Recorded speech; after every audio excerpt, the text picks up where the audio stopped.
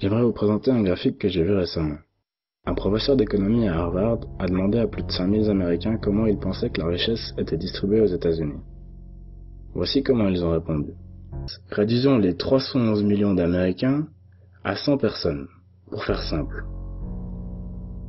Les voilà. Professeurs, coachs, pompiers, ouvriers, ingénieurs, avocats, quelques banquiers d'investissement, un PDG, même une ou deux célébrités. Maintenant, alignons-les par rapport à leur fortune. Les plus pauvres à gauche, les plus riches à droite, une ligne de personnes basée sur leur richesse. On les colore de la même couleur que le groupe de 20% auquel ils appartiennent. Réduisons maintenant la fortune totale des États-Unis, s'élevant à environ 54 trillions en 2009, à cette pile d'argent symbolique, et distribuons-la à nos 100 Américains.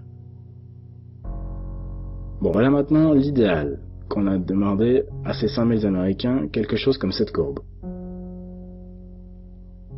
Ce n'est pas trop mal, les plus riches ont maintenant 10 à 20 fois plus que les plus pauvres Américains, mais les pauvres ne sont pas vraiment pauvres, le seuil de pauvreté n'étant pas franchi.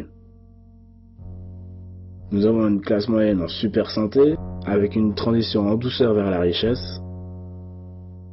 Et oui, les démocrates et les républicains ont tous deux choisi cette courbe.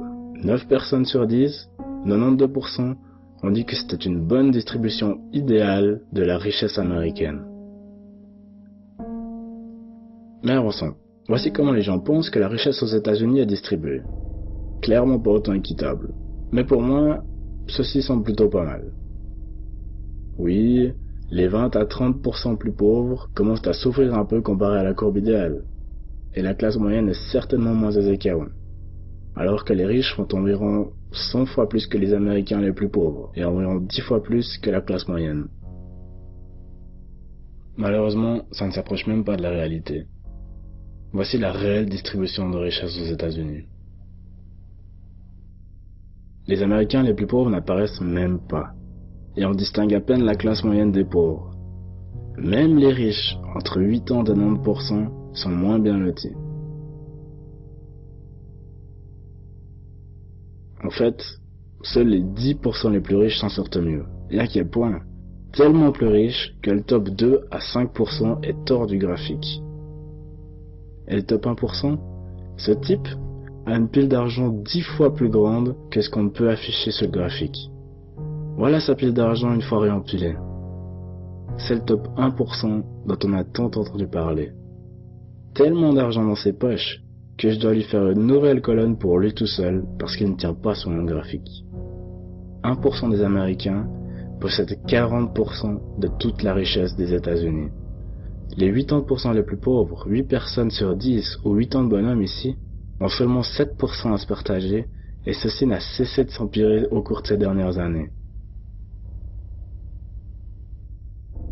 Alors que les 1% plus riches emportent presque un quart du revenu national aujourd'hui, ils ne gagnaient que 9% en 1976. Leur part du revenu a pratiquement triplé ces 30 dernières années.